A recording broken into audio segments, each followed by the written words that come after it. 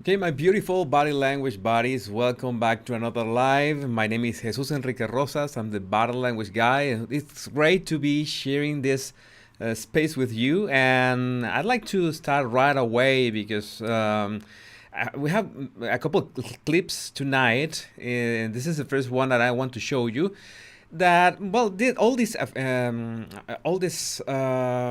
like a scandal from Jada Pinkett Smith and Will Smith. If they have a narcissistic relationship, we there's so many signals out there, and I also would like to really would like to not only talk about their relationship, but also talk about narcissistic relationships in general. Because the patterns we're gonna see in this live, they're gonna show you in the three clips that we're gonna see.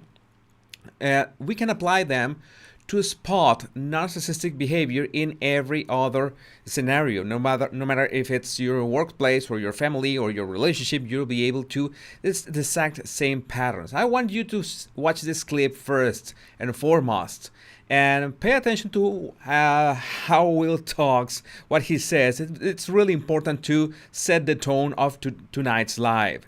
Here we go. So start with Samuel L. Jackson. Look at him.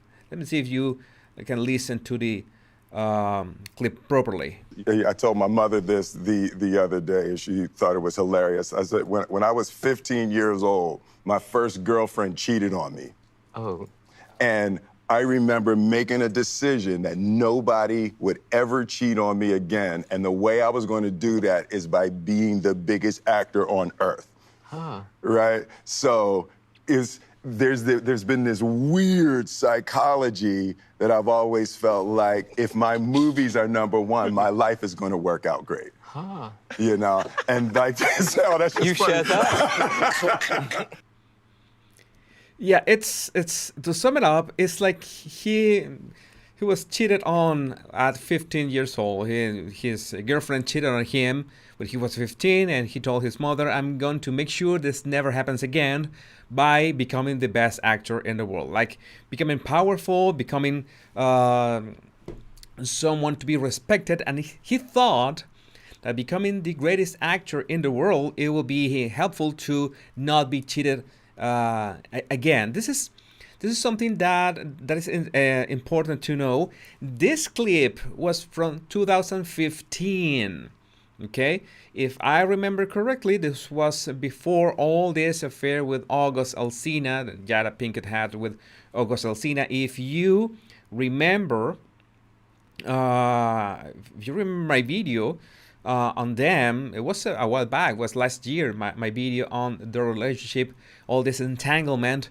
It was very, very delicate, this the way they crash course in this relationship. And this was before that. He was talking about this condition he had put on himself. Like, I'm gonna become powerful. I'm gonna become someone to be that people should respect. Okay, and this is the first step to understand this is some kind of a wrong attitude. When we have to talk about ourselves, we don't become a person that should be respected. We should already be a person that should be respected. Of course, this was Will talking about his 15-year-old self. That is important. That is really, really important. Yes, my Margot Robbie video, that was really good. If you haven't hit like yet, please hit like button. That's all you have to do. Hit the like button so you can please the YouTube algorithm that help us bring more people here. I'm gonna show you the second clip that we'll be reviewing tonight. That is this one. And I'm not gonna spoil that, but I'm just gonna say that Jada says something that is very relevant to everything that we have been talking about in my recorded videos, in my lives, and just listen to her. I really didn't want to get married, but We only got married. Sorry, I have to repeat that. The first part is really important. I really didn't want to get married, but I really didn't want to get married. I really didn't want to get married, but We only got married because Gammy was crying. well, Gammy, this is what happened. When it was almost as if Gammy was like, you have to get married. So let's talk about the wedding. I was like, I never wanted to be married.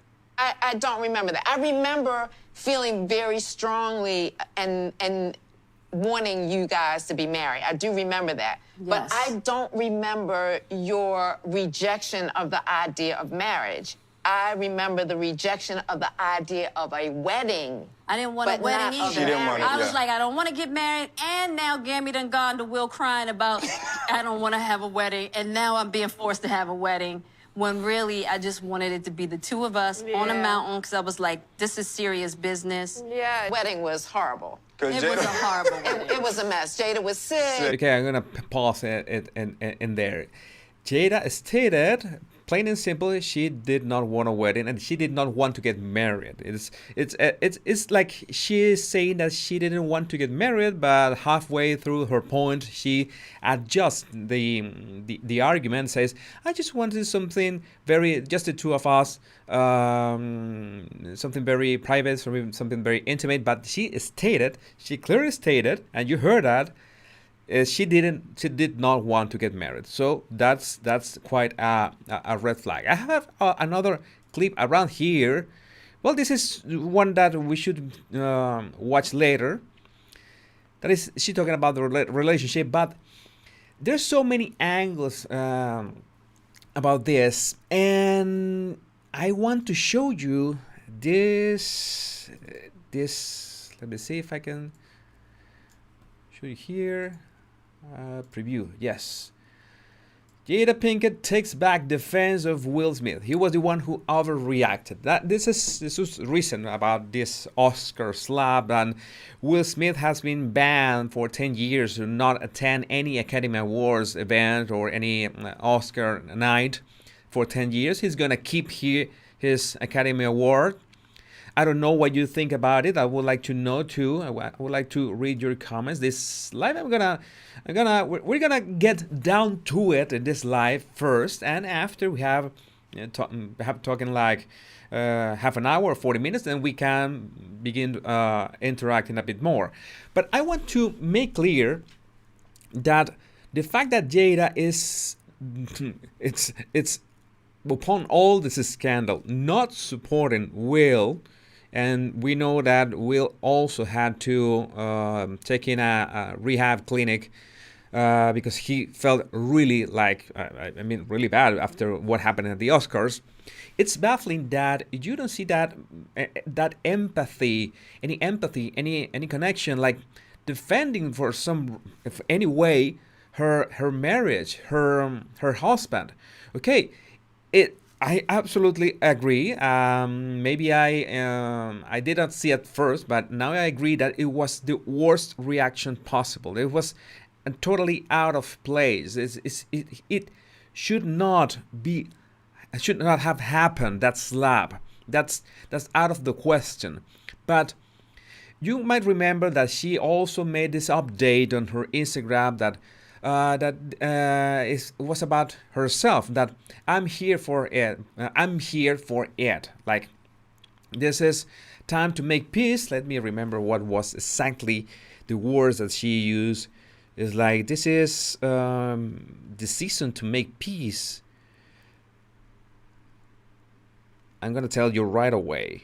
That's right here. This is a season for healing, and I'm here for it. She made this quote on her Instagram, and it's just signaling to herself. That's something that sounds a bit odd, because she doesn't talk about, well, Will should heal, or Chris should heal, or we should heal, but I'm here for it. And this, she takes back any defense of Will Smith. He was the one who overreacted. And there's another clip. I don't have that clip here. That is an angle from behind the Smiths. That right after Will slaps Chris Rock, she's laughing. She's laughing and she's glad of it. This is the kind of things. This is the kind of things that you have to spot on a narcissist. A narcissist will always try or drive you to do things like not to prove yourself. It's not like the narcissist. The narcissist wants to control you. Any narcissist, or most narcissists, in this case a malignant narcissist, it will usually try to control you, to prove themselves just that they can control you, and that control brings them that fuel that they need, that gasoline that they need to feel good. Okay, that is important. The person that is a victim of the narcissist sometimes at first doesn't quite know what is going on, okay, because they notice these frictions with emotions, for example, like let's see, for example, I'm gonna show you instead as an example. This is a great display. Okay, this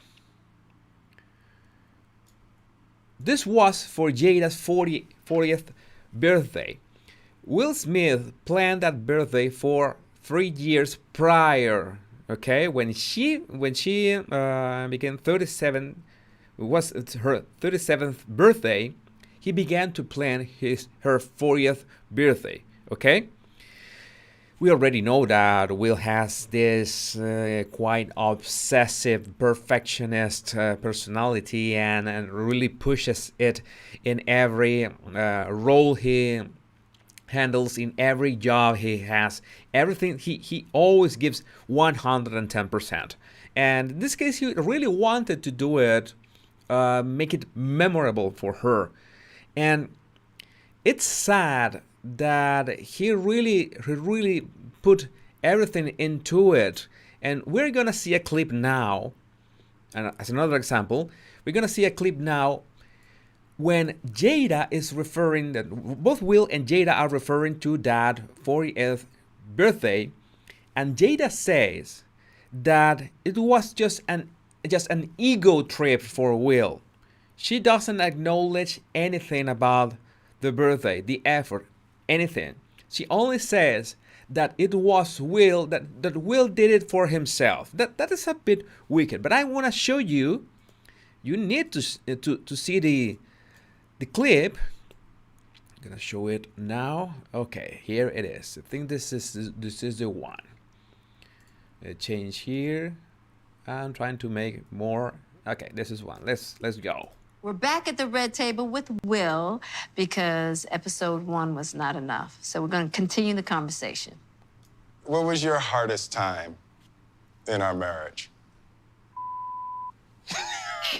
I think the turning point in our relationship for me happened when I turned 40. Mm-hmm. That's when I had a midlife crisis. Yeah, your 40th birthday was my low point.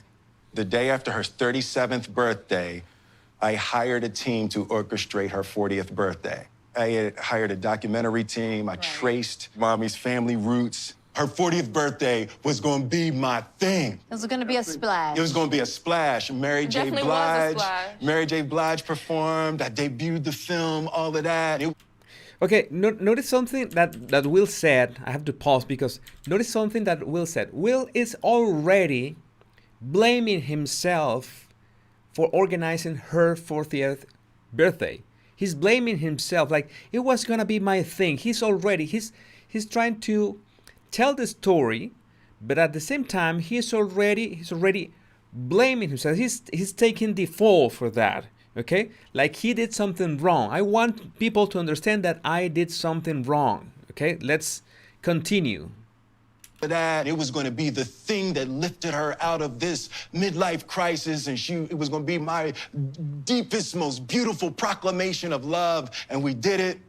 And I had found tapes of Jada's grandmother, and her grandmother had recorded these voice messages over the last 8 months of her life. Wow. And it was tapes that Jada had never heard. Wow. So Jada had to sit there and listen. I understand thoroughly now. At the time I didn't, but look at her face.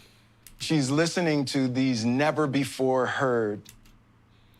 Okay, it's supposed that she's listening to her grandmother recordings from her grandmother that she had never seen her before or seen before, and you can see that her expression, like her attitude, is absolutely not impressed. It's like she's looking at, I don't know, a documentary on how do paper clips are made, something really boring. It's like absolutely not impressed. I don't care at all. Okay, it's baffling. Tapes of one of the dearest people she's ever known in her life in front of all of these people. So she's holding it together, she's getting it together. Then I have Mary J. Blige performing. The whole time I'm like, the little boy that wants mommy to say everything was wonderful.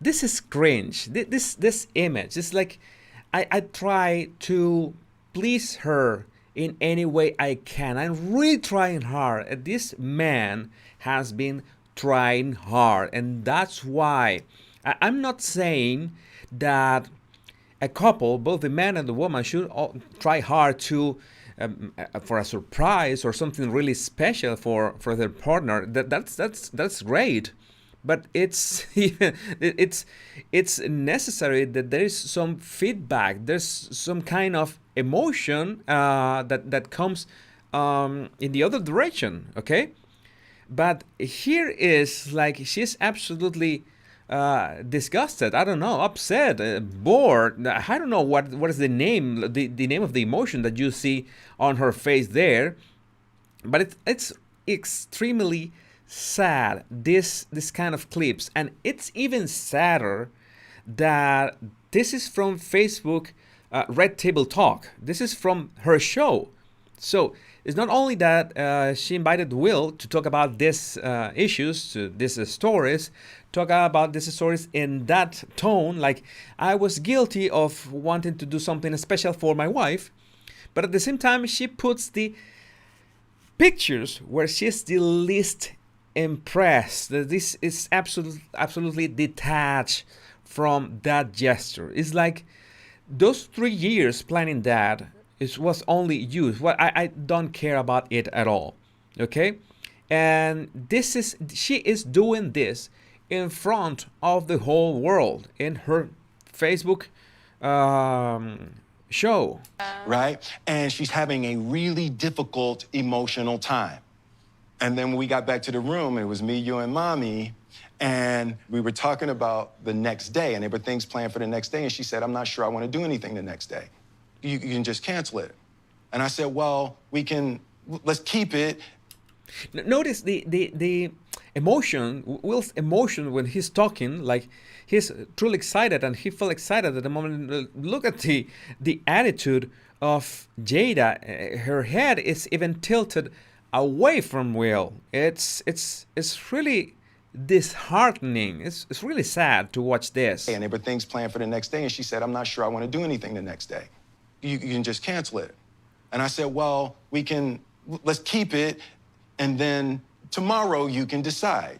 She was like, I'm telling you now, I don't want to do anything tomorrow. And I said, well, it's okay. We'll just wait and see. I just wanted to have intimate time. Just intimate time. And I was like, well, I'll cancel tomorrow. She was like, it's my birthday. Yeah. Right? And she's told me that the party was the most ridiculous display of my ego. Ooh. Okay, she told Will that the party, all the organization, all 3 years of effort of trying to do something special for her 40th birthday was a display of his ego, okay? This is another tool or tactic that narcissists do. They have this huge displays of ego, and when you try to do something for them or you try to confront them, it's when you do something that they do not like or do not want or do not expect, they were gonna try to like put the blame on you. Okay, the same that you are like, how to say that, I don't know how this is the word. The same that you are claiming to them, like your ego is too big or you're treating me like that, they're gonna shoot back at you and say, no, you are the one who has a big ego. You are the one who is treating me like this. You are the one who doesn't understand my love for you. You are the one who are making things difficult. That is gaslighting. taking your arguments and getting back at you, and in such a serious and definite tone and confident tone that you become like perplexed. I don't know. Is there anything wrong with me? And you see that Will is really trying to get his point across, and Jada's expression is absolutely not impressed. She's not there. She's absolutely not connected. It's not even an empathy for the effort. It's like, you did this. It's because you wanted, and it's because you wanted to do something big, but for you. And I don't know, but I think Will is trying to come off as someone that just wanted to do something special for his wife. Okay, I think that's the feeling that I get. I really would like to know what you think. And yes, Susie, one of my baddies, did a very good joke about Tupac Shakur. Tupac Shakur is not dead. He's just hiding from Jada. This is good. I had to pin it. That is great. Yes, her expression. I have a couple more things here. We're exploring what a narcissist does. Usually, a narcissist is going to try to condition the way you process your emotions. Okay, and one of them is denial. I'm gonna put this video again. I know that you saw it already. Oh, okay, I think I messed up here. This is not the one. This is the one that say. Wait a minute.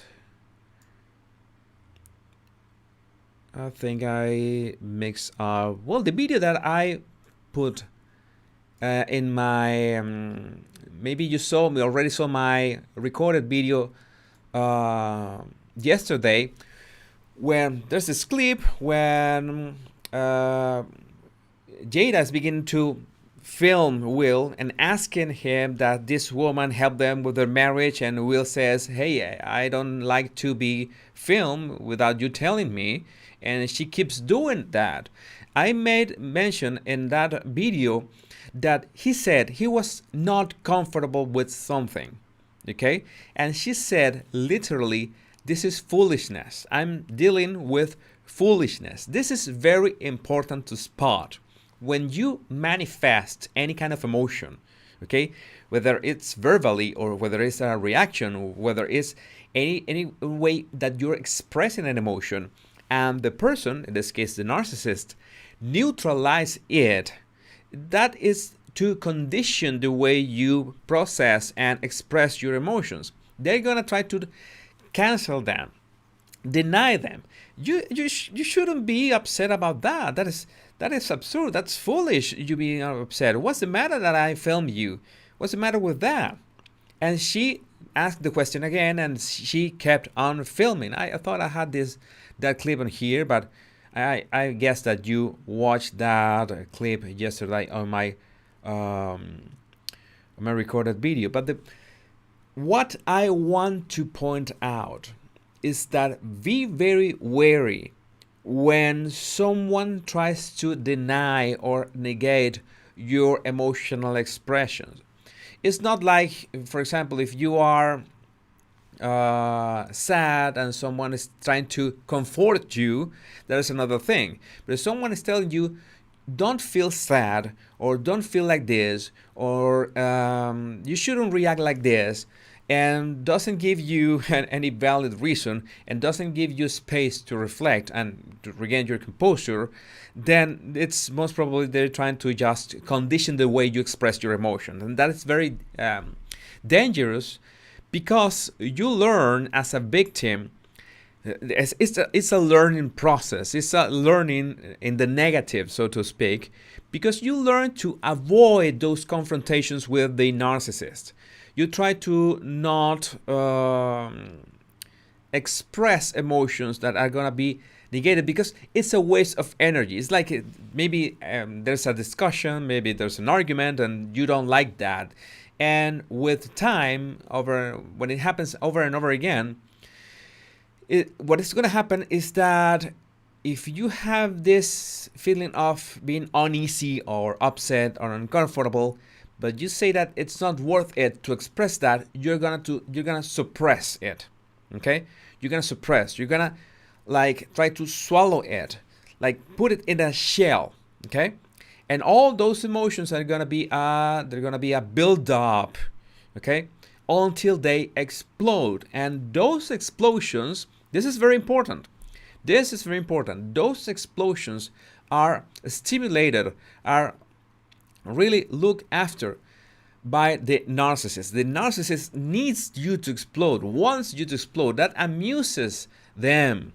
Okay? That is amusing. They love that because there is a reaction that they produce in you. They made you lose control.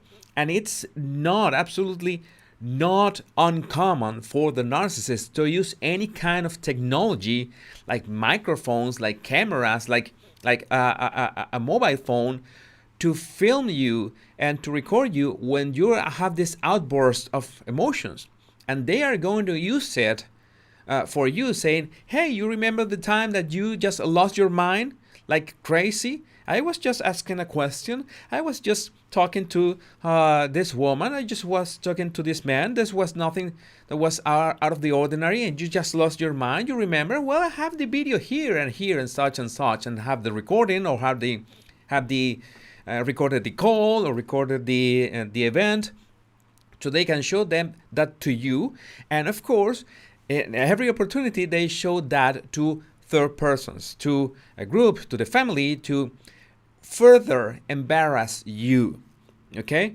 It's a constant bullying through emotional means. It's something that they do to gaslight you. Well, gaslighting is one thing, but they manipulate you into you negating, denying, burying those emotions until it's like you feel what they allow you to feel at the moment that they deem it that this is right. Okay? What is what was the deal with the slap? What I think was the deal with the slap? This is I want to elaborate. I spoke about this in my video about the slap, the Oscar slap, but I want to elaborate about this. And this is a very common scenario in a person that has been bullied emotionally, it has been manipulated emotionally into an outburst. Okay? You as the victim, I'm talking about victim. It could be a relationship, it could be in a family, it could be at the workplace, it could be at any scale, it could be at any scenario, but a victim is going to feel when there's enough control already, years of control, like in this case, like, yes, I cannot feel when I'm not supposed to feel what the person wants. You can already see that Will was talking with a lot of emotion, with a lot of joy about all the effort he put on Jada's 40th birthday. And Jada's attitude is like, well, it was for you, it was for your own ego. She's denying that joy, she's denying that effort. So, as the victim, you will be trying to please the narcissist in any way you can, because two things. First, you don't want to get punished. And punishment is not always physical. Most of the time it's psychological. Punishment is going to be mostly psychological. If it goes physical, well, you know that you really have to get out. But it will be mostly psychological. And the victim will be walking in eggshells, trying to not anger the narcissist, okay? And the victim is going to do two things. First, is going to try to simply go with the person. And that is an enabler. That's, for example, when a couple, you have one of them that is a narcissist and the other is the enabler. The enabler doesn't want to enter in any conflict with the narcissist, so they try to just go with it, just try to say yes to everything, just try to, well, not make any trouble. And in the end, they still get into trouble because the narcissist is always going to try to prove try to test them, try to poke them, try to them to react in a way that they humiliate themselves. Okay, and at the same time, the narcissist will control and will condition the reactions of the enabler, and in such a way that when the time comes, okay, the enabler will say, like, I have to do something. For example, in this case, someone makes fun of the narcissist. Okay, you get the idea, right? Someone makes fun of the narcissist. Then the victim, the enabler in this case, is gonna think, well, I have two options. Either I do nothing and I get punished later, okay, because this is going to be a huge argument. You did not defend me. What were you thinking about? You cannot stand for your partner, who you are. I don't know you anymore. You don't love me anymore. You know, that kind of things. Or I could react in the most awesome way so my narcissist can congratulate me later, can, kiss me, love me later. Because that's another thing. Narcissists control the amount of love they give you. At first, when you first meet them, they love bomb you. They have all these compliments, all these gifts, all these nice outings of everything's perfect. But as time goes by, you have to literally earn the love you get, the scraps of love you get. So it could happen that if someone makes fun of the narcissist, the victim is going to say, I have to do something, okay, absolutely outrageous. For example, like the party, the 40th birthday party. Have to do something outrageous for what? To earn the praise, to earn the acceptance of my narcissist. It's really, really, really sad. So that's why the person, in this case the victim, could do something that is absolutely insane, okay, with absolutely devoid of any common sense, that everyone is gonna say, what? Like Oprah, what? Like that. They're gonna do that just for gaining that good status with the narcissist, okay? Like, look what I did for you, okay? And the narcissist is always gonna have this expression, okay? Like, I'm pleased, but well, you should try harder. You should do better. It's always be like that. I think that that's what happened with the Oscar slap, okay? It's just like Will snapped and said, I have to do something to earn that love, earn that respect. Like, I have to do something outrageous now. If I don't want to, I don't know, a whole weekend or a whole week or a whole month of the cold shoulder, the silence treatment, or any other treatment that narcissists do to punish and torture their victims. That could be something, that could be the reasons he just snapped. You do it like to get that advanced car, like you do that slap or that reaction so that night you are the hero, okay? You finally are the hero. You get that praise. It's really, really sad because the victim doesn't notice. They think that this is healthy because this is a process that it's really, really, really gradual from absolutely nothing, okay, or everything normal, to the point that the person is dependent emotionally of the narcissist. It is a very, very dangerous situation. I'm gonna repeat the 3 clips for those of you who did not see them. Let me see. Yeah, this one. I want to repeat this one. This is very, very important. Pay attention again.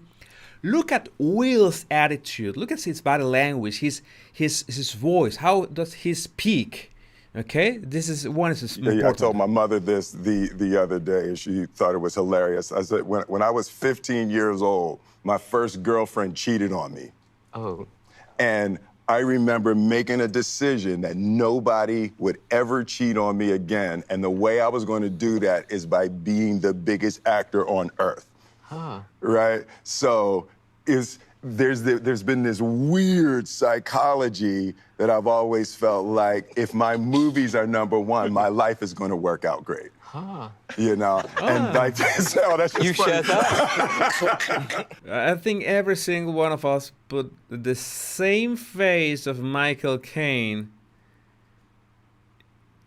Yeah, that face. Oh, this man, that does not get it. He doesn't get it. Really doesn't get it. Reading some of your comments, and this you see that he has this joyful attitude about it. He's even proud of saying that I'm gonna become the biggest actor. He's mixing up two things. It's in a couple that should be admiration, of course. It will always be admiration, but it's not like you have to achieve something to get love in return. Okay, and the love you get in return is because you achieve something, or the respect you get in return is because you achieve something. I'm afraid to say that in this case, Will is like proud of saying that he found a way to earn the respect, earn the love, earn the praise just because he achieves something. And this can be a problem with overachievers like him. Like he goes all in on all these topics and all these jobs and all these roles, and maybe he was heading into the relationship like that. Like I also mentioned in one of my videos that he said that he was really jealous of Tupac Shakur, and he wanted Jada to look at him like that. It's like he put the effort like if it was a job. Okay, this is my job to earn the respect, earn the love, and it looks like a codependent relationship. Some of you have suggested, what if Will Smith is also a narcissist? In some way, well, we all will have this healthy narcissism. Narcissism is something that we need. When we say narcissist, is someone that has the disorder that is way beyond the scale, right? But could Will Smith be a narcissist? Well, there's a problem here, because I think that he really tries to do the best job that he can for his audience. I think it's not that I think, he gives all in on his roles in his movies. You'll be hard pressed to remember a bad movie from Will Smith. I don't remember. If you remember of a bad movie with Will Smith, most of them are really great. He's always giving, okay? He's always giving in that sense, okay? He might enjoy the attention, okay? Why not? He enjoys the attention on his social media. He enjoys the attention on awards. He enjoys the attention of the public. But at the same time, he's always giving that back. He's always giving that the best performance. He's this drive he has. He reminds me of The Rock, okay? It's no doubt that The Rock attracts a lot of attention in every dimension possible, but he's always pushing to do the best, the most hardworking. And both The Rock and Will Smith have like legendary work ethic. It's something insane, the level of work ethic that these two men share. This is really important to understand. It's like they never tolerate a failure. There's something they cannot process that, and this is dangerous too. Because in every endeavor, whether it's a relationship, whether it's a startup or a company, whether it's anything that you start and set yourself to, you have to be able to know when, hey, this is not going anywhere. This is no longer working. This, you have to like accept that there's a limit to yourself. That it's not like you push harder or work harder, you're gonna make things work, because that will be a waste of energy and waste of your life. I'm not talking directly about Will. As I said, he's a grown up, he's a grown man, he controls his life. But this is a lesson for us, not because you quit, it's because you are a loser or anything. It's because you have identified that maybe you have to make a pivot, or maybe this happens in marriages a lot. That a couple marries and time passes and they change. All of us change a long time, some more than others. Our values change, our goals change, most of things change, but the communications is what makes that couple remain cohesive, like glued together, even in those individual changes. Okay, because if they change professionally, if they change personally, and they don't remain in touch with each other, well, there's gonna be a time where they branch out of the marriage, and it will no longer work. Okay. It will be like that. This is a bit abstract. I know that I'm being a bit abstract here, but two people 10 years from now are never gonna be the same people. Are never gonna be the same people. They're gonna change. All of us change, and in the span of 10 years, 20 years, everyone changes. That's a given. So we also have this clip. I'm gonna replay this clip again. Jada says at the start, right at the start, she did not want to get married. I really didn't want to get married, but We only got married because Gammy was crying. well, Gammy, this is what happened. It was almost as if Gammy was like, "You have to get married, so let's talk about the wedding." I was like, I never wanted to be married. I don't remember that. I remember feeling very strongly and wanting you guys to be married. I do remember that. Yes. But I don't remember your rejection of the idea of marriage. I remember You notice that this was this pressure about getting married. Like Will wanted to get married, like Jada's mother wanted her to get married, but she did not want to get married. That is a red flag.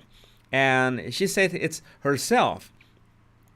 This is important. Susie is really on point today, both with her jokes and comments. Divorce is not a failure, but an abusive marriage is. Yes, that is important. It's important to remember. rejection of the idea of a wedding. I didn't want a But wedding not either. She didn't want it, I was yeah. like, I don't want to get married, and now Gammy done gone to Will crying about I don't want to have a wedding, and now I'm being forced to have a wedding, when really I just wanted it to be the two of us on a Yeah. mountain, because I was like, this is serious business. Yeah. Wedding was horrible. It was a horrible wedding. It was a mess. Jada was sick. She was very unpleasant. Wouldn't cope. But she was sick. For She laughter. didn't cooperate You with were 6 months anything. pregnant. Oh my God. Looks a bit intense. Okay, and there's this other clip. I have another clip here, important. This clip. Okay, this is important. This is another angle to the narcissist. This is another like dimension to the narcissist that it's important to identify. This is really quick. This is only 40 seconds, but it's important. We actually became really, really good friends. And it all started with him just needing some help, you know. And then what did you do, Jada? Well, you know, I think from there, you know, as time went on, I got into a different kind of entanglement. I think you need to say clearly what happened. And I got into an entanglement with August. That's what I said. An entanglement? Yes. A relationship. Yes, it was a Yeah. relationship. Absolutely. Okay, I have to pause here. you notice that that sentence. I really don't remember what I said in my original video last year, but it's important to realize that she needed to say that it was a relationship, but it was a relationship. She picked the word entanglement to make this like make it cloudy or not direct or not, yeah, have this fog over the topic. So maybe she could talk like that. Maybe it didn't sound as direct or as cheating, having a relationship along with their marriage. We still don't know. Will already said in November of last year, 2021. Yeah, because that video was from 2 years ago. He said in November 2021 that they were in an open marriage. Okay, he finally confirmed that they were in an open marriage. We think we are not sure yet that he cheated on her with Margot Robbie. I also made a video on that. I strongly encourage you. That video was really good because I established all the timeline of the Jada with August Alsina and Will with Margot Robbie, and it makes a lot of sense to compare the timeline because that's always important. Understand the order of events along time. But in this case, a narcissist will always try to disguise what they did, disguise their actions with flamboyant words or difficult words, or in a way that you don't know what you're talking about. Whatever you say, a relationship. This was not a relationship. This was an entanglement. They're gonna try to disguise what they did, like subtract guilt out of them, or it was not my fault. It was not that bad.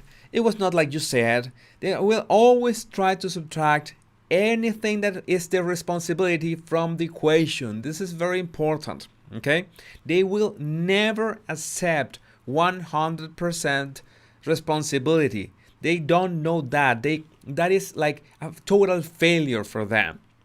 Okay, and it's not only that they are not gonna take the fall for whatever happened. They're not gonna assume their responsibility. They're gonna throw that responsibility to you. You were responsible for that entanglement, and that is one of the things that Jada did on that Red Table Talk. We were in a really bad place as a couple. We were fighting all the time. I don't remember what she said, but she was trying to make it seem like it was Will's fault. In fact, you remember that she said, I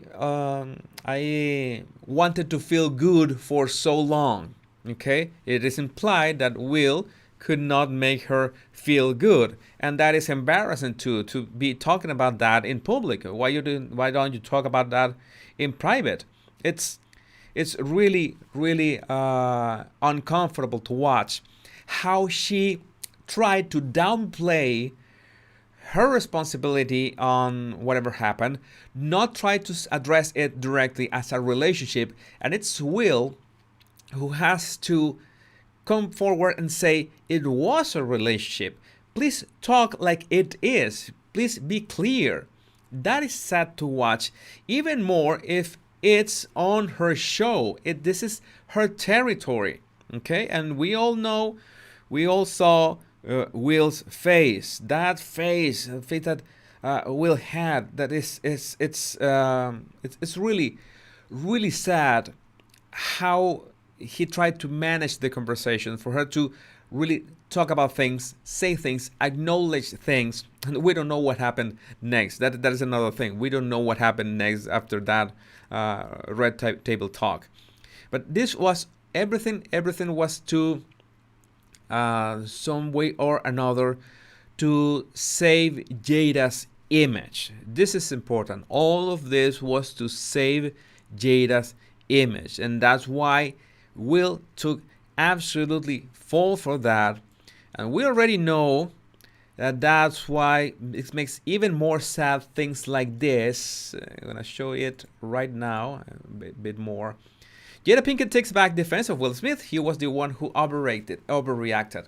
Narcissists are gonna leave you in the curve. whenever they can.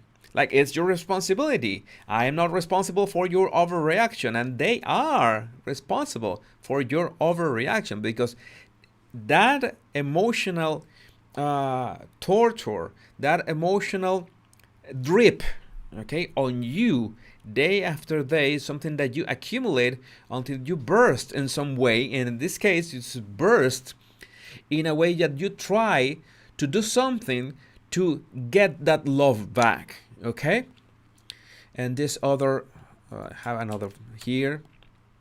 This was what we saw before. Will Smith reveals the 3 years he spent organizing wife Jada's 40th birthday party was my low point. He acknowledges that organizing her wife's birthday party was his low point. Does that make sense to you? Do you think that's fair? I don't know. It's maybe he didn't felt good at the time, but I think he's trying to make it seem like organizing a party for your wife was a mistake, that it was an ego trip, like Jada said. And so that control of the narrative, how you perceive things, is very important to address, because the gaslighting is a very, very broad term, but it's focused on the way the narcissist makes you doubt how you perceive and how you interpret reality. Okay? Like doubt your own thinking, like you're wrong all the time, like you're doing things wrong all the time. That's what they do best. They make you believe that it's all your fault, that you're doing things wrong, and you're messed up. You're the one messed up, and you begin to believe it because you see so many things bad that happen because of you. And this is critical to understand. The narcissist will sabotage you on purpose and without you noticing. So when things go wrong because the narcissist sabotaged you, they're gonna blame you at the same time, and you're gonna believe it. You're gonna say, "Hey, I did what I thought that was something good or something right, and things did not go well. Instead, they went very bad. Then I must be doing something wrong. There must be something wrong with me."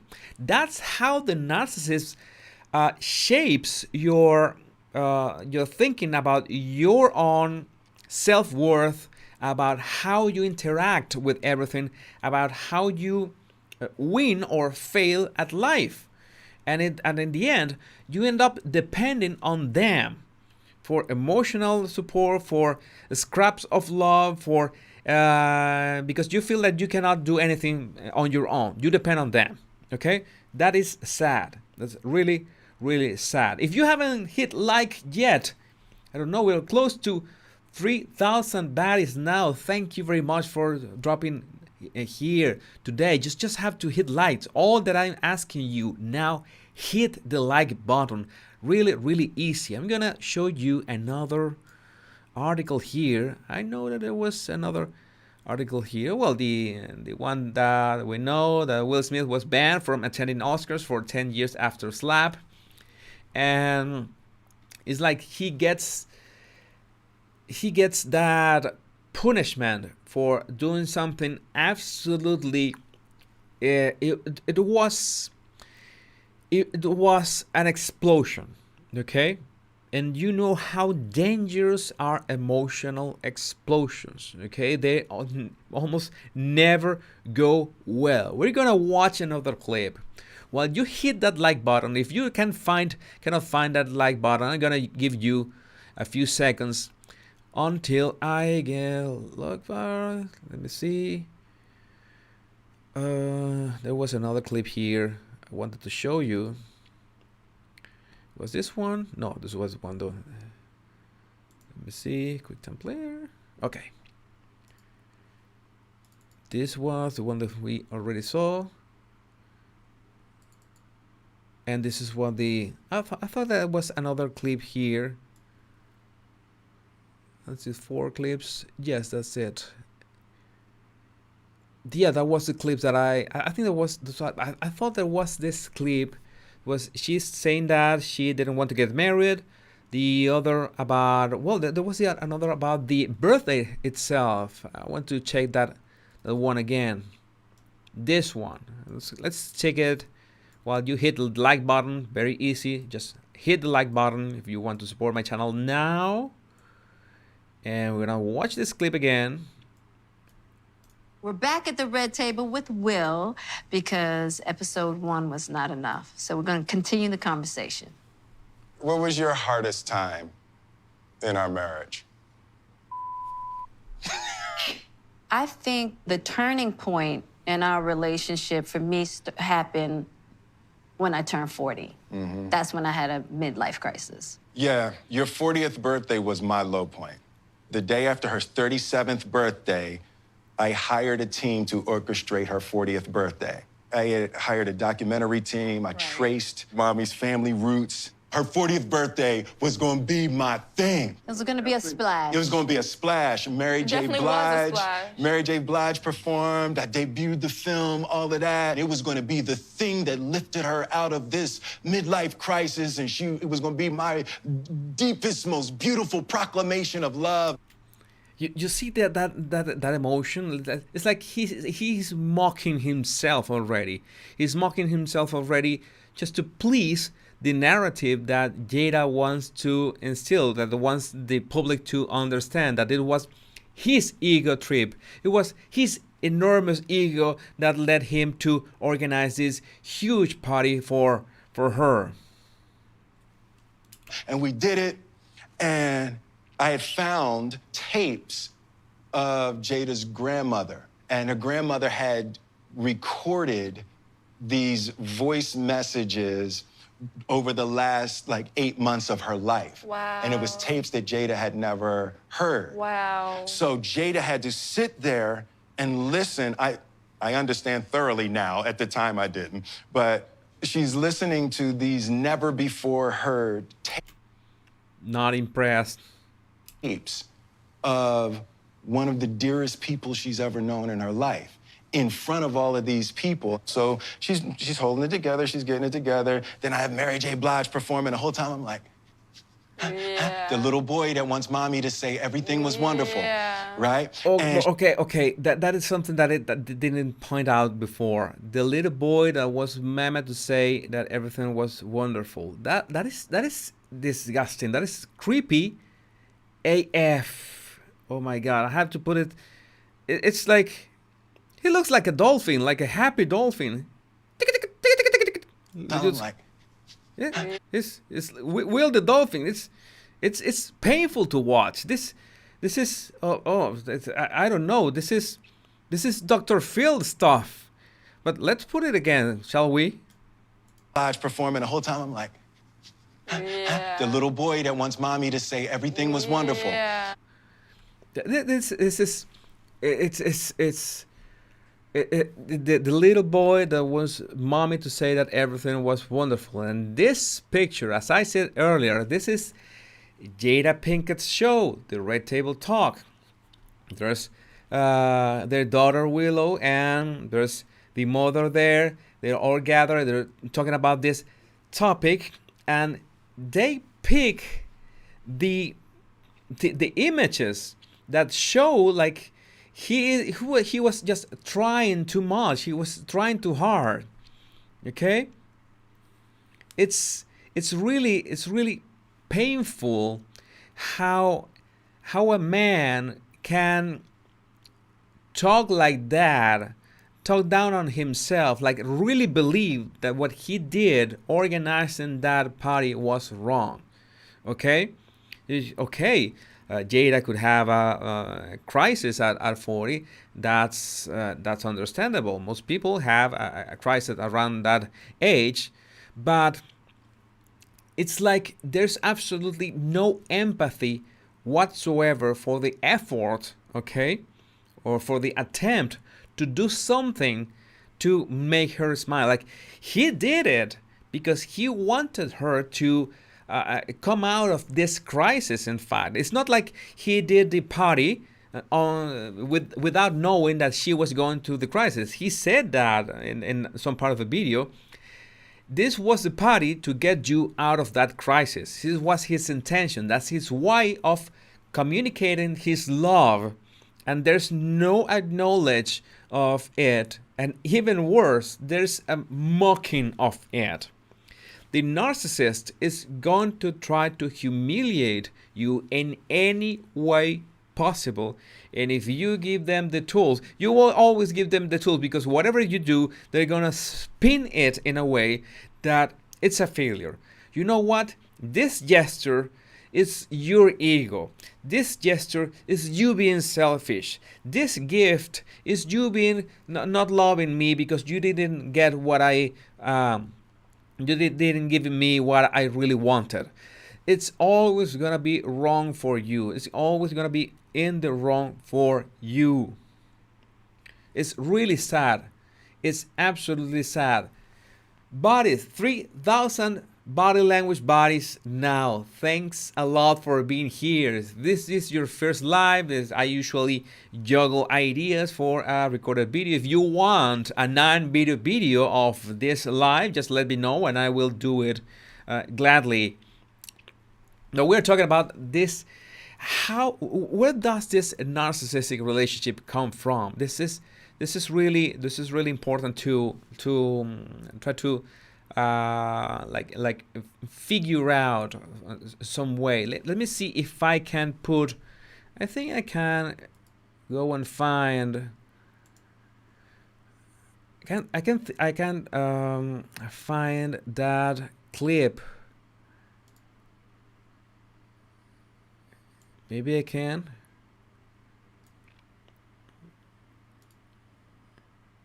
I want to do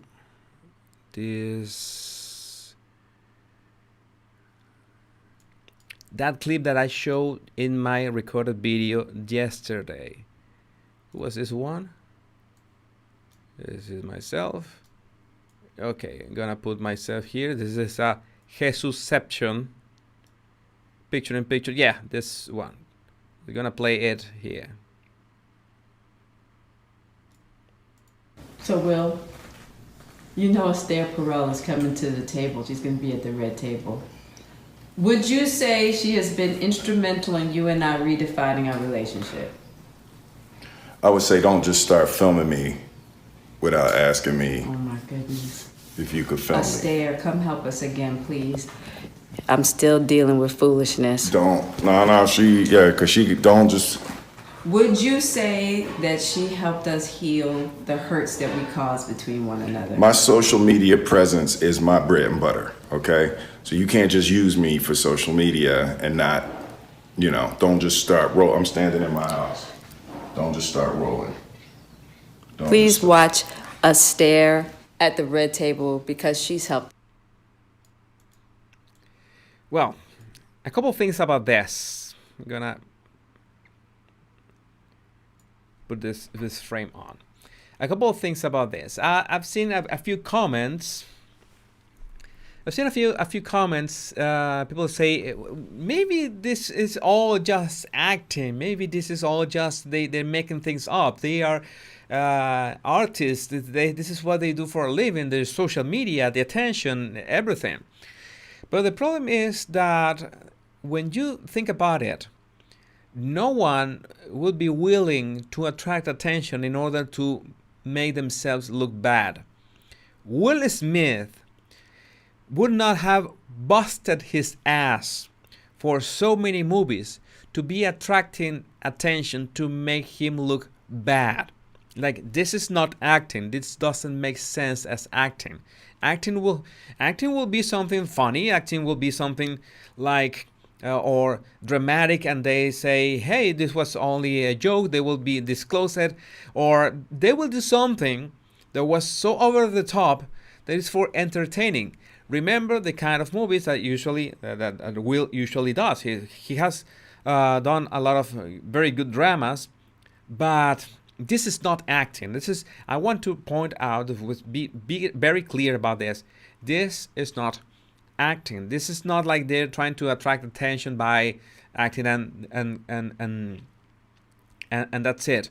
This is important, and this is what I told you, that she asked the question about her relationship.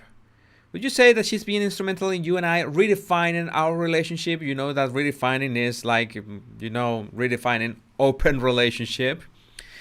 And he said that he doesn't want to be filmed without any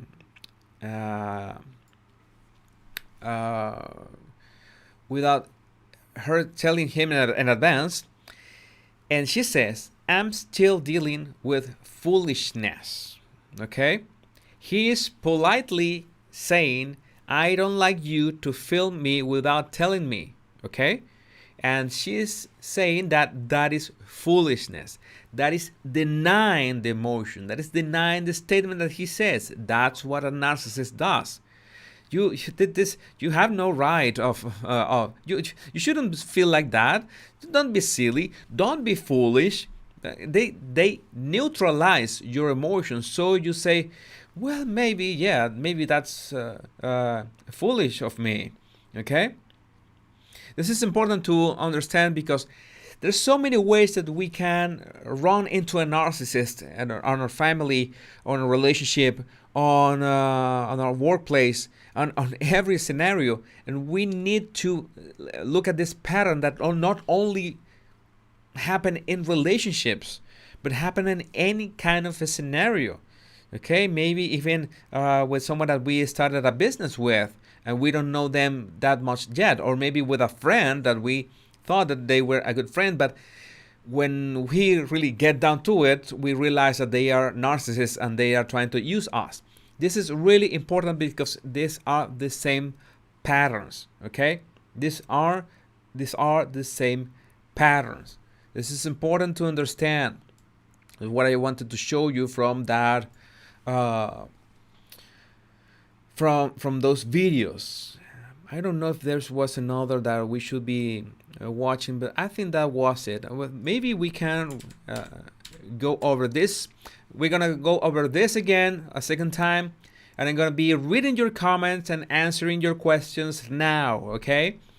It's like I just want to make sure that you got what I wanted you to get from this live. Okay, maybe you're not interested on staying here for the questions and answers, or for reading the comments, or me rambling 1 hour more. But I wanted you to understand these patterns that is neutralizing your emotions, trying to control your emotions, denying your way of interpret your reality, trying to humiliate you or humiliate yourself, making you explode at the worst possible time.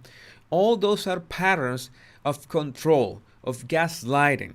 Okay, and they are never from day one. They are gradual. They're very, very, very gradual. I also did a video on a Netflix documentary called Bad Vegan, where I also explained that this manipulation is always gradual. It starts very small and then grows bigger and bigger until it grows so big that it's very hard for the victim to go back, because they are just all in what they are living, that living hell. This is absolutely critical for any person. If you think I am too smart to fall for that, I am too intelligent to fall for that, that is just weak-minded people that fall for that. That is not true. Doesn't have anything to do your intelligence, your smarts with emotional manipulations. And also this book from Robert Greene, The Laws of Human Nature, where he explains that there was this Ponzi scheme. I think it was in the 18th century. I'm sorry if I'm wrong in that one. It was this Ponzi scheme, sort of a Ponzi scheme in the 18th century, that even Isaac Newton fell for that. Okay, fell for that. He fell for that. It was the brightest mind in the world, one of the brightest minds of the world, and he fell for a Ponzi scheme because it was an emotional trigger. He got this emotional trigger, and he fell for that. Okay? So that's why I'm telling you, no matter how intelligent you are, no matter how many academic degrees you have, no matter how smart you think you are, they can get you through these very subtle patterns. And that's because this pattern start really small. Let's watch this clip again, and let's go straight to reading your comments and answering your questions. And then what did you do, Jada? Well, you know, Let's go back to the beginning. Okay. we actually became really, really good friends. And it all started with him just needing some help, you know. And then what did you do, Jada? Well, you know, I think from there, you know, as time went on, I got into a different kind of entanglement. I think you need to say clearly what happened. And I got into an entanglement with August. That's what I said. An entanglement? Yes. A relationship? Yes, it was a Yeah. relationship. Absolutely. I just wanted to feel good. It had been so long since I felt good. I love my baby. I'm going to stand by my baby no matter what. I'm gonna stand by my baby no matter what. This is it was really sad to watch. Let's leave. Let's put a nice image of Will. I have a nice image there, and I prefer this image for the rest of the show, because I think I want to end with a high note. I think that he can still be redeemed. He can still find peace. He can still be, I don't know, in it's something better, because I don't think he is well. I don't think he feels that. I don't think he is, and excuse me the cheesy word, happy or joyful or blissful, because that is not healthy. Something that is not healthy, you cannot be joyful for that. So far, thank you for all your super chats and your super stickers, and thank you for being here with me tonight. I really appreciate that so many of you have found the PayPal button in the description of this video, and you can support my channel by making a PayPal donation, and you can do it right now as we speak. You can find the button in the description of this video, and I will be really grateful, because, well, that's the way that we can keep the show running. And also your super chats and your super stickers. And if you want to become an official member of my channel, to support my channel and have this tiny and very special badge on your name when you chat, all you have to do is to join. There's a join button right below this video too. Besides the subscribe button, there's a join button where you can become a membership of my channel. Yes, there's a song like this, right? She put a spell on him. Yeah, what kind of spell? We don't know. Veronica also a regular at our lives, a very, very, very good friend and an amazing YouTuber. You go and visit her channel, because her channel is really, really comprehensive with relationships and understanding that dynamic between men and women. Really visit her channel, subscribe to her. That will be great. He needs narc abuse rehab. Yes, that always starts with realizing that your self-perception. The narcissist destroys your self-perception. Okay, absolutely destroys it. You feel like shit. That is sorry for the word. I try to keep my channel as family friendly as possible, but there is no other way. They make you feel like shite. I like that inflection, like that accent. Let me see which other of your comments. Jesus, can I tell you my Jada joke? Of course you can tell, but if I highlight it, it's another thing. But go ahead. You see me laughing, then it landed nicely. Okay, I saw a really nice question here. What are your thoughts on Willow being included in these discussions? Well, I think she being there, it's well, I don't see any much difference because the discussion is either public, okay, and she will find those discussions. She will know about them. What I think is that the reason she's there, and in this case, the Red Table Talk, that there's a marketing reason that Willow is in there, is that she's there to appeal to that generation, to the audience of that generation. That is important. That is, and that is like you have the mother, you have Jada, and you have Willow, and you have the three women that are not completely opposite, because Willow really tries to connect with her dad, try to, you know, that she's nodding, she's mumbling this comforting words. They say, okay, then I understand. Oh my God, she has these reactions. She's got reactions at least, okay, because not Jada, not her mother had any reaction whatsoever. It's really awkward. Okay, so in this case, I think it's nice that she's there. She's like supporting her dad to some extent.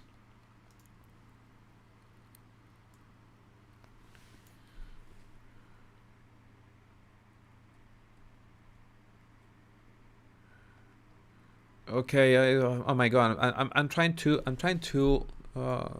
see your comments. Let me some kind of adjustment here. I saw another one.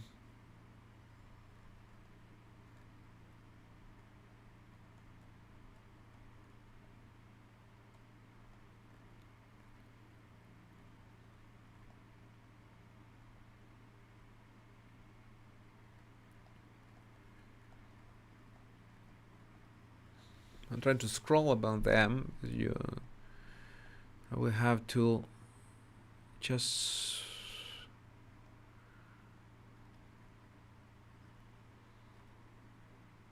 Okay, I'm gonna pick a few questions here.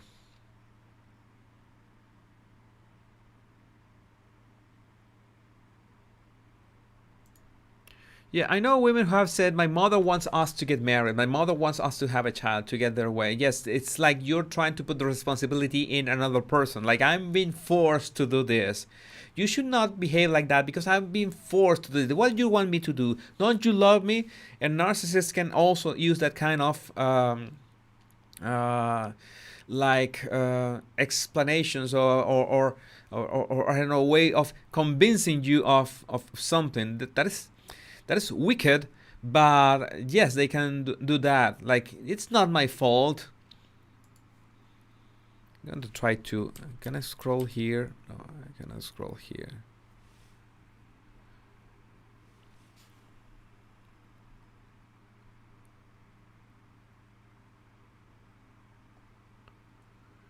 Yeah, like this. I was told by a narcissist, I am a narcissist for calling them out of making up stuff. That happens all the time.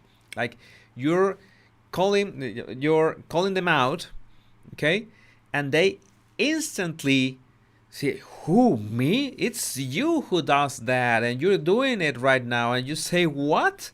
How is this possible? I'm sorry, I need that button with the Oprah what reaction. I have forgotten to put it in the lives.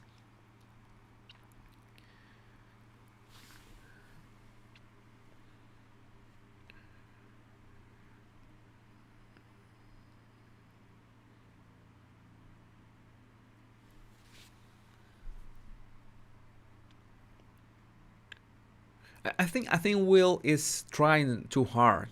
That's the problem. He is trying too hard and in the wrong direction. It is not wrong to try as hard as you can if you are going in a direction that you can feel supported by your partner. This is important. When there's a goal in your life, in both of your lives that you're pursuing, or you're both pursuing your individual goals in a way that you can like watch your backs together. That is great. That is you just put your foot on the gas. That's great. But not trying to fix something, and you're the only one who is trying to fix things, and you were not the one who broke things in the first place. I'm not saying that Will is a saint. Please, I'm not saying that Will is a saint, but I'm trying to present patterns here so you can pick them up.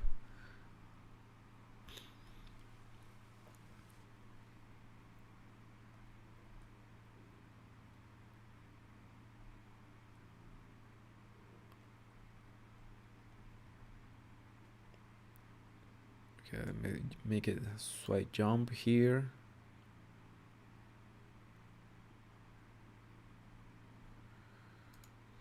What is your advice on how to deal with the narcissist you just can't get away from? The latest tactic is not giving much of a shit. Well, there is this tactic called the gray rock. Literally, is becoming a gray rock, becoming a boring person. Okay? It's extremely difficult. It's really, really difficult. I can say it's for experience, by experience. It's you just try to become a boring person for the narcissist. The narcissist is gonna try to make you react to many things, to react with anger, to react with sadness, to react with being upset, and you just have to like not telling them that you're not gonna react. You don't say it. You just do not react as they expect. You just become a boring person. You can Google that gray rock tactic against narcissists, and you're gonna find a couple articles that talk about, and YouTube there are also videos about the gray rock tactic. You essentially become a boring person. Narcissists do not like boring persons. When they meet a boring person, they just go anywhere else for someone that can who they can get their supply from. The supply, the fuel, what they want, that praise, that control, everything that they are looking for in a person. They cannot get that from a boring person that doesn't have this emotional resonance. I want to control you in a way, but it's a boring person, a gray rock, like someone that does not react to anything, then they will get bored and go for another victim. The problem is, this kind of scenarios are very dangerous. Narcissists you just can't get away from. My question is always the same. Are you absolutely, completely convinced that there is no way to get away from the narcissist? It is very important, because the gray rock tactic, it cannot be done forever. Okay? This is a tactic that you use while you plan your escape, ghosting them, like not being around them, because that is a toxic personality that you will not be able to fix. And they have all the time in the world and all the disposition to break you in any way possible. This is very important to understand. I understand also that there are many scenarios. We cannot describe them in precisely, because every experience of every person is different. And I understand that there are situations that are really tough or nearly impossible, or it looks impossible to get away from. But there is always a way. There's always a way, and because the more time you spend with the narcissist, the worse it will be for your mental health, and the more dangerous it will be hanging around with them because let's say that maybe they don't hurt you directly. Okay, let's say that you become boring for them and they decide to go for, I don't know, an affair outside the marriage or outside the relationship, or they try to do something outside the relationship that they have with you and they leave you alone and you feel a bit relieved. But whatever they do to look for those thrills, for that supply, for that excitement, that will harm you indirectly. Absolutely, that will end up harming you indirectly. Maybe you could get in trouble with the law in something that you didn't have anything to do. Okay, something that you're not guilty of. You will get in trouble just by hanging around with the narcissist, just by staying with the narcissist. This is something that I understand. It might seem impossible, but I need you to realize all the cards on the table, to see all the cards on the table, how this works, okay, and how it doesn't work. This is really, really important to understand.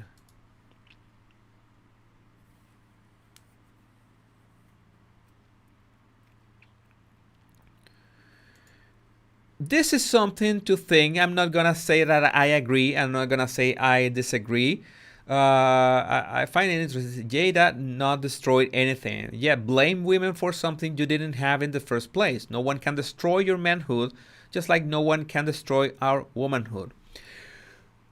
Well, but people can destroy your self-perception, your self-love. People can destroy it. Okay, once someone destroys your self-love and your self-perception, they essentially destroy the greatest way that you have to experience the world. You become an emotional slave to the person. Okay, maybe you can say that you cannot destroy manhood, but you can destroy the perception of the self-perception of a person, and that is devastating for their quality of life, quality of everything. Okay, so it's still a big deal. It's still a really big deal. Is it possible that they play a revenge game? Yes, that's why I'm telling you that the gray rock tactic is temporary, can only be used temporary. They can notice that, they can realize what you're doing and double down on everything. Just you're ignoring me, you want to get you just become boring. When I'm going to double down on it, let's see who can win. And just to be absolutely clear, you cannot win that mind game with the narcissist. Okay, you cannot win that mind game. I have a video that is called "How to Gaslight a Narcissist," but these are temporary, just temporary tactics. They don't work. Okay, along years or decades. That is absurd. You just have to get out of there. This is really important. There are people that say my narcissist, like they are in this relationship and they have just accepted that they are married or are in engaged or whatever to a narcissist, and they just accept that and they say playfully, oh yeah, my narcissist this, my narcissist that. Please do not use those words. Words have power. Words have immense power. The moment that you say that they're yours, that they're your narcissist, you are using your words to bind yourself to them, even if you're saying that they're your property, but a property that controls you. So do not use those words. I strongly suggest that if you use those words, do not use them anymore. Do not say my narcissist this, my narcissist that. That is so wrong, that in so many levels that I cannot start. Narcissists love drama. Yes, that's absolutely true. Yeah, they love to be the victims, to play the victims. But you know that we know when we talk about playing the victims, I know that I've been talking about Jada a lot lately. But you know who's the queen of drama and making herself the victim. Right? You know who? Yes, the one that the one that should not be named. Okay. Oh, Veronica, you're so mean. You're so mean. There's a way for Will to make Jada happy by simply bringing to back to life, or maybe a hologram. Maybe a hologram could work. Could a hologram work? Restraining order, yeah, it legal ways. The problem is all the process from point A to point B. Yeah, a restraining order works. The problem is how to get from point A to point B. That's why I always suggest that you should look for help.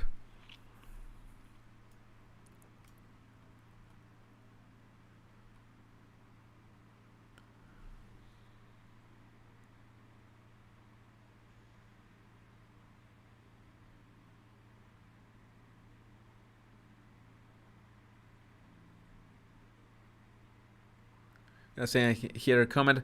I broke with my cover narcissist boyfriend last August and he still hasn't gone away. Yeah, that's I'm not featuring your comment because I don't want the comment to be featured like maybe this is not the best idea. Maybe your boyfriend is watching this, I don't know. But yes, they are really hard to go away.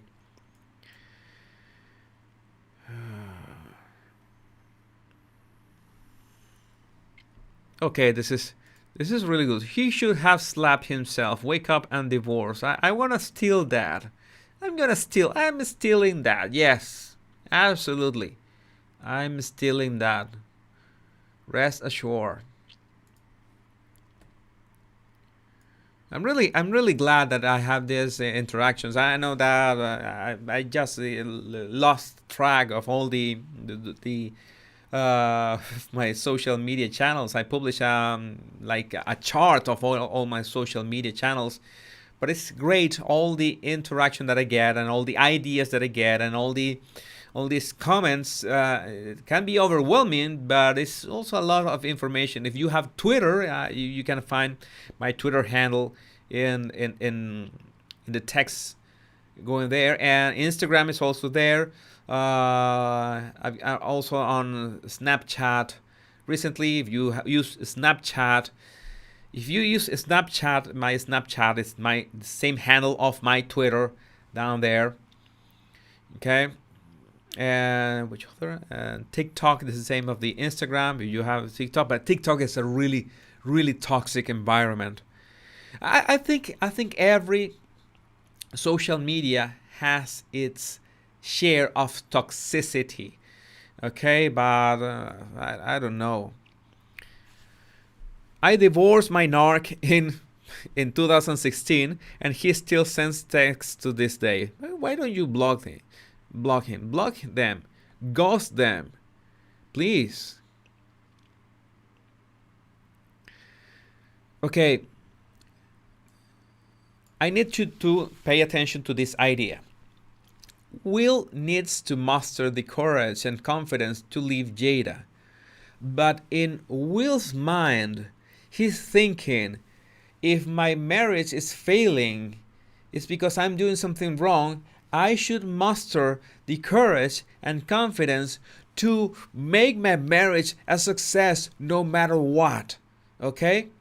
It's the same principle, and something that I haven't talked about this in a long time in my lives. I don't think I have talked about this year, but the human spirit, the human mind is great at adapting to hard things. Okay, hard times. Things that can make you, can break you. We are great at adapting to things, okay? Environments, jobs, hard times, anything. And that is a blessing on one side, but it's a curse on the other side. Why is that? Because Okay, that is great. We can adapt to anything. We will not break that easily. And if we broke that easily, we'll have gone extinct a long time ago. But no, we can adapt to situations, to people, to punishment, to torture, to anything. We can adapt to weather, to extreme situations, anything. But in the same sense that we can adapt and thrive, we could think that adapting is a virtue, okay? And staying in that pain, staying in that suffering, staying in that toxic relationship is something. I'm strong because I'm withstanding all this, because there are the weak people that just get divorced, that just get separated. And this is a philosophical question, and sometimes it's a paradox. Are you weak? Are you really weak for divorcing, or are you really weak for staying? Or you're strong for divorcing, or are you strong for staying? Only you can answer that question. I can only remove the knowledge, like try to move that that part of your mind that for 1 minute thinks maybe I'm wrong about what's going on. Maybe this is not what should be happening. If you think you have done everything right, okay, and everything right according to your values, and everything right according to general principles of respect, and you're not getting that respect in return, well, that is wrong, okay? I think respect is this is a famous song, right? I call it Respect. What's the song from? Is Aretha Franklin? I don't remember. Is Aretha Franklin that song? I think Respect is, yes. No, I would like to play that, but YouTube is instantly going to copyright me on that. Respect is something that you know if you have been respectful. It's something you can have, you can keep track of your own respect. And at the same time, you can be sure if the other person has been respectful to you. Okay? If that balance is not working, then you have the idea that, well, you have to work, you have to talk, you have to look for therapy, look for counseling, I don't know. You have to look for a way to make it work. If you cannot make that work, if you confirm that you cannot make it work, if you don't see that there's willing to make it work on your partner, then, well, there's no matter how much energy you're going to put into it, this is going to be lost, and it's going to be lost time. Okay? This is important. We have a really great way of adapting to the harshest circumstances, but at the same time, we tend to stay on those circumstances and not look for something better or more just or more aligned with our values. This is important to make that distinction. A very abstract term that every single person has the responsibility to interpret depending on their own circumstances, depending on their own status. I cannot do it for you. If I was your therapist, for example, I couldn't make the judgment for you. If I see that there is a break in principles, for example, in the principle of respect, that there is an imbalance of respect, I will point it out. I will ask you if the other person has ever put anything to fix that, or if there are other aspects that you have broken a very important principle in your marriage or in your relationship, and let's see if there's something that can be worked out. What are the conditions? What are the circumstances? What are the attitudes? It's very, very complex. But ultimately, the one that has to do the work, it's you. I saw a video, a clip from Cristiano Ronaldo in these days. It was really interesting that he was talking about that he has, nutritionists, how do you say that? People that help with nutrition, trainers, managers, psychologists, coaches, everything. Okay, every kind of specialist to help him with his craft. But at the end of the day, in each of those parts, like physical, mental, spiritual, everything, is him who has to do the work. It's he who has to do the work. And that's true for everything. No matter how good the therapist, no matter how good the manager, the coach, it's you who has to do the work, and it's you who has to make the decision. Like that, the scene from Glengarry Glen Rose. Have you made your decision yet? I'm not much of a fan of Alec Baldwin, but that scene was epic. Absolutely epic.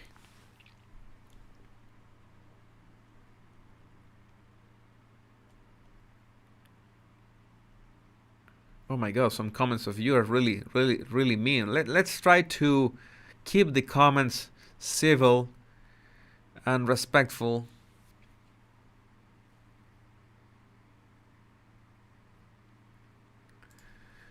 Yes, it's the identity. The identity of the person can get lost with in a narcissistic relationship. It's something that you don't know yourself anymore because you live in regards, or you live for the narcissist. Okay?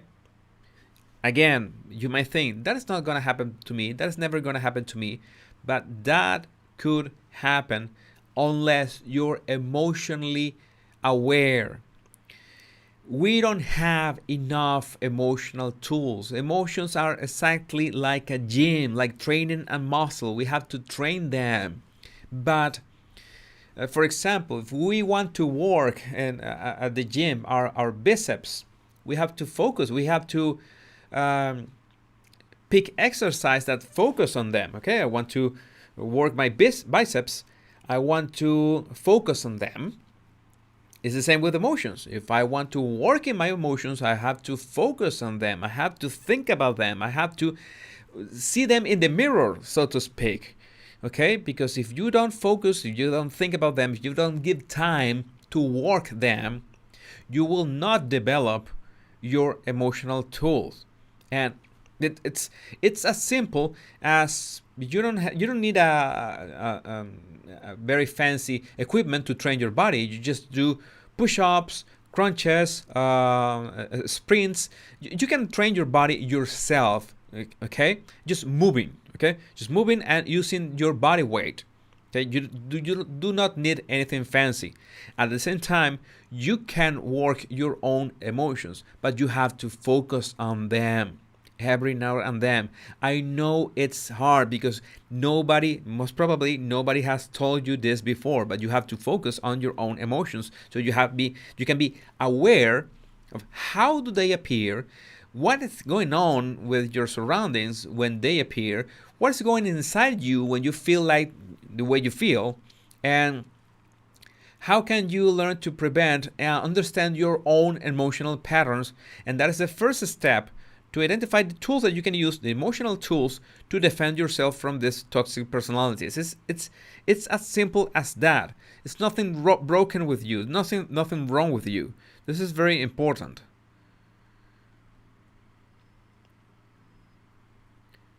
Yeah, this is also very nice comment, Peg.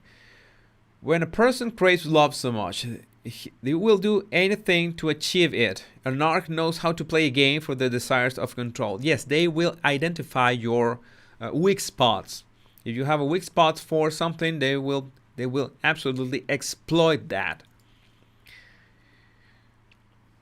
My buddies, it has been a great live today with video and sound. I'm sorry that I couldn't organize this better. I think I thought I had a couple more clips, but I think that was the ones that I had. I just want you to be free from any influence of these toxic personalities in any scenario. That's what I want you to realize. It's really difficult because we are attacked from all sides every day, And the more time we spend with these people, the worse is that the worse are the odds that they will finally break us. That's possible.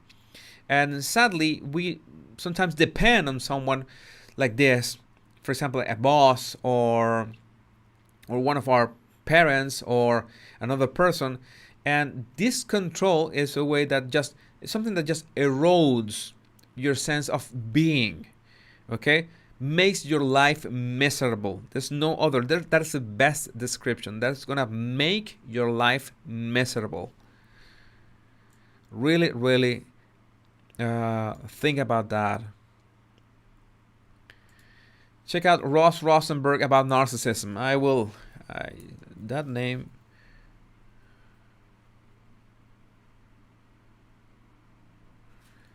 I will do it.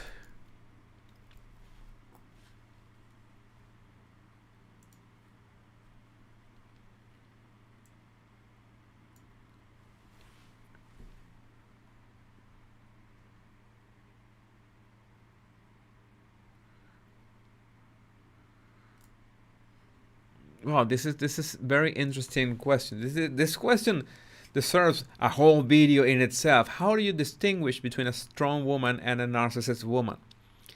Well, the narcissist is not strong. In fact, the narcissist is really weak because they need this constant attention, this constant focus on themselves, and they know how to pull the strings on someone to make them like a puppet, like someone that to get that supply from.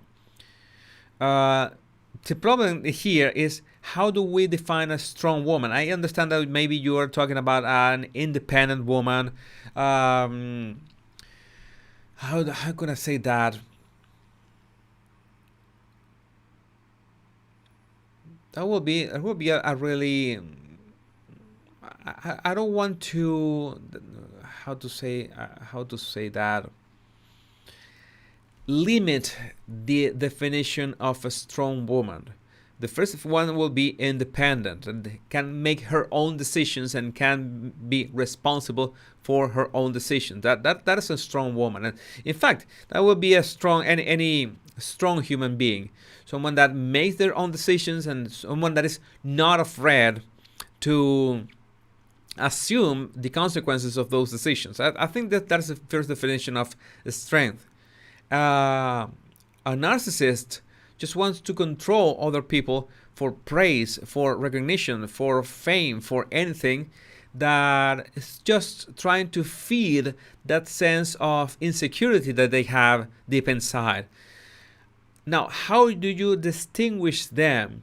It's in the way that you that you notice what are the demands of your time, the demands of your emotions, the demands of what they expect from you, okay?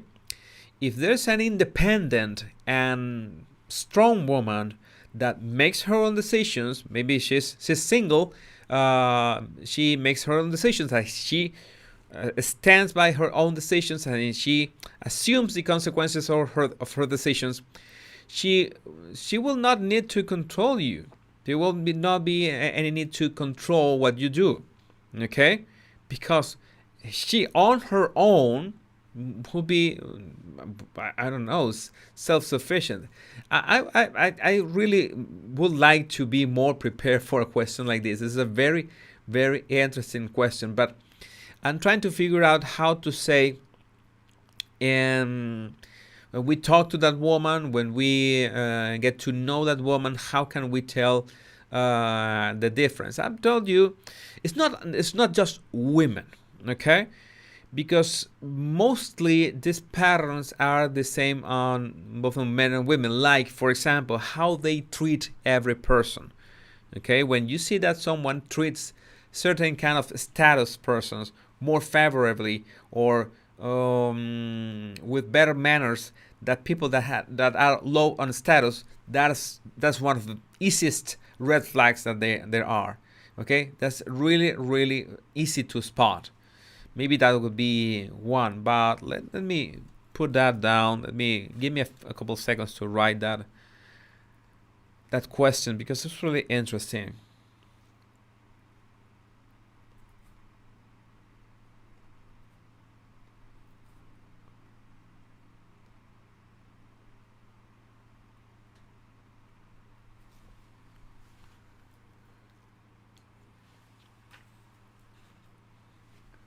Okay, let's continue. Have you hit the like button yet? No?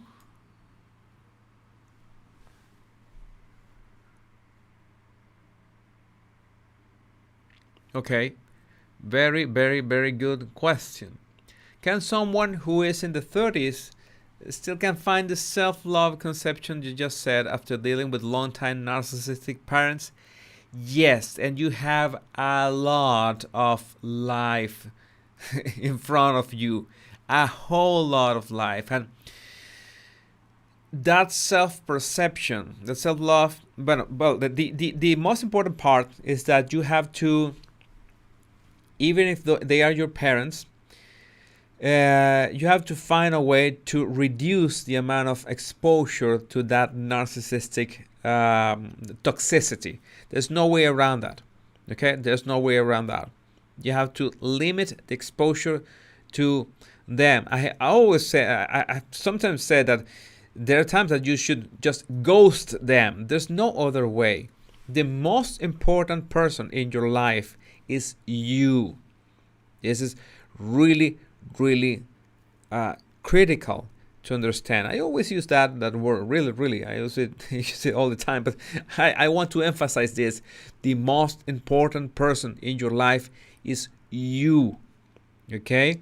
There's nobody that goes before you. You can use your energy that is in you to help people, to be kind to others, to be compassionate to others. That is great. But the first person in your life is yourself. Okay? And if anyone is making your life, your energy miserable, is making you waste your energy, you have all the right in the world to stop it. In fact, it's not a right, it's a duty. Because this is my belief. We are using some kind of divine energy. I don't know what you believe. Maybe you are agnostic. Maybe you believe in God. Maybe I don't know. I don't know what you believe.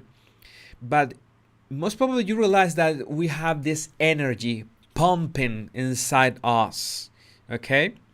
And we are like guardians of that energy in the temple that is our body. And we have this enormous privilege of being able to experience that energy with the people around us. And this is something that I think that we came here to learn to love. Okay, learning to love, learning to live. This is my appreciation. You can have a completely different appreciation of the universe, of the world. Maybe you don't believe in absolutely nothing. Okay, there's nothing. You die and that's it. Okay, we're just plain organisms and that's it. Even at that level, okay, of non-belief, your heart pumping blood, your lungs functioning, all your body functioning this moment, and you breathing is such a miracle that you should cherish it in a way and not let anyone smear it, or what would be another word, like, yeah, there would be like make that not worth it, not worth breathing, pumping. It's everything. We have this energy. We are the guardians of that. This enormous privilege of being alive and experiencing the world in so many beautiful ways that it's not right from nobody, and I stress this, nobody, no status, no status of any kind, no boss, no sibling, no child, no parent, nobody, because after you realize this energy within you, and you respect this energy, and you want this energy for doing something great, to doing something good for the world, to bring value to the world, that cannot be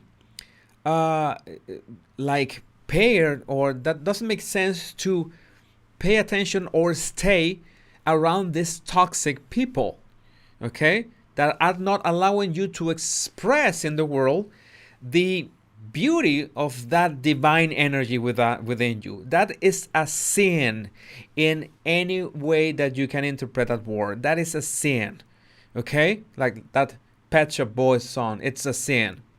Like smearing, like not using that energy the right way, and letting other people get in the way of you manifesting that energy in the world and getting bliss by doing so. That's why I always tell you these two words, and this is very important. And you notice that I get really emotional with this. Love and bliss. Love is really important. We need to learn to love. Okay, love ourselves and love the people around us. But at the same time, we have to set boundaries, because we cannot love everyone. We cannot love the people that are just driven for our destruction in some way. That's just doesn't happen. Maybe in your belief, you think that you should love anyone. Well, it's as simple as this. Just get it out of the way, get them out of your life, so out of sight, out of mind. There's no problem not loving them because they are not around, because you just separate them from your life. It's not easy most of the time, but it's your duty and your responsibility, because it's your energy, the energy that has been conferred onto you. I know that I get a bit metaphysical in these topics and not scientific at all, but there's no way around it, because, well, it's like YOLO. You only live once. Maybe you believe in and you will have more lives, right? But how many lives will you have to live until you realize you have to value this pumping energy inside you above everything else? And then it's a responsibility that you have. It's like a drop of that divine energy that was given to you. You have this responsibility and you have to use it well. You have to, how is using it well? Well, taking care of your body, taking care of your mind, taking care of your surroundings, leveling yourself up, trying to do the best that you can be the best that you can be, and not allowing others to get in the way of that self-realization. That is your duty. Now you understand. You know where I come from, right?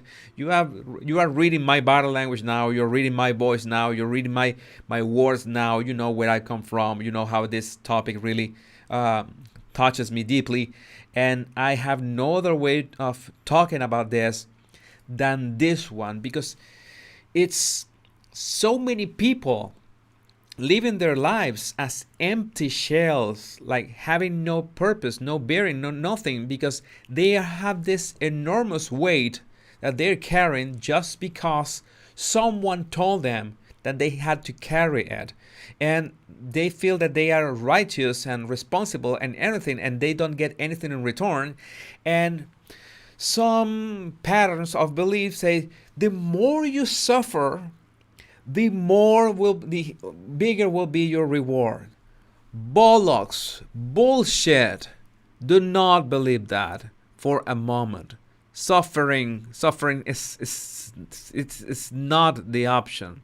Nobody I don't know. It will not make sense that suffering, you have to suffer to claim some kind of reward. That is really masochistic. That's the word, right?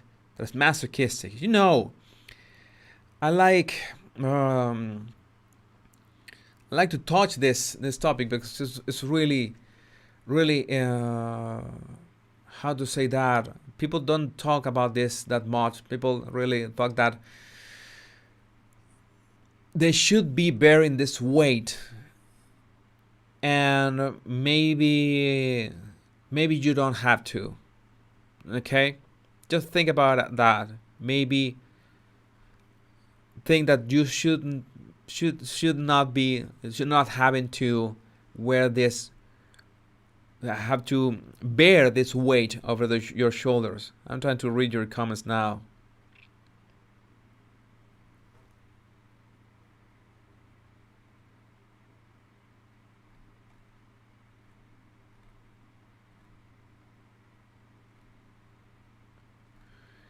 Well, I'm going to. It's a bit late here.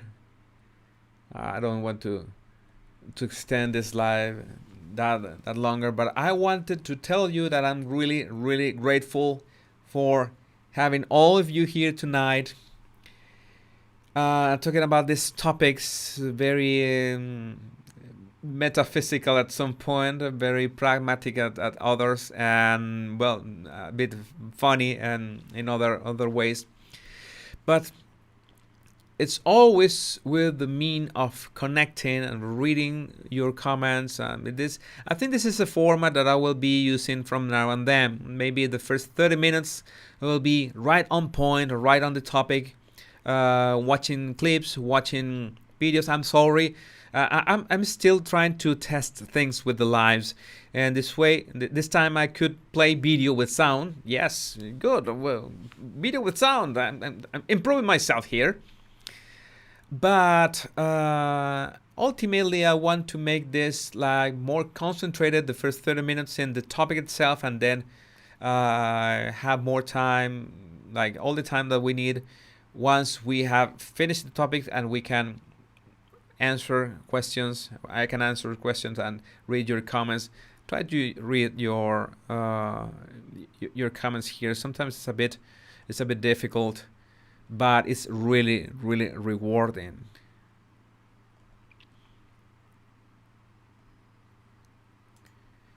Yeah, it is. I love the idea of my body a temple, my spirit a flame. Yes, we are the guardians of that flame, and it's not only our bodies that are a temple. We have beyond the body, the mind.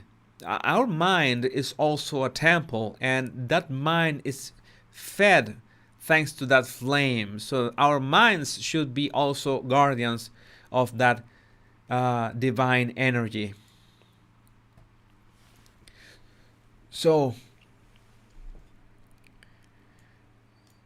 my beautiful body language bodies, it was really a pleasure for me trying to make sense of this live with these new resources. I promise to improve every day. I promise. I'm not gonna promise that, but I'm gonna try to put that Oprah what button next time to have it, because we need that button. You know that we need. You need that. I need that. Everybody needs that button of Oprah saying what for next live. And I hope you pick my words. Do not believe. Do not take my words at face value. Just give them a thought. Try to make sense of them. Okay, if I was too cryptic when I was talking, and try to apply them any way you can. Okay, and try to figure out if they can really work for you. That will be the really that would be the better way to make these lives useful, and that would be really great. And I will try to not say really that much, because I really say really a lot.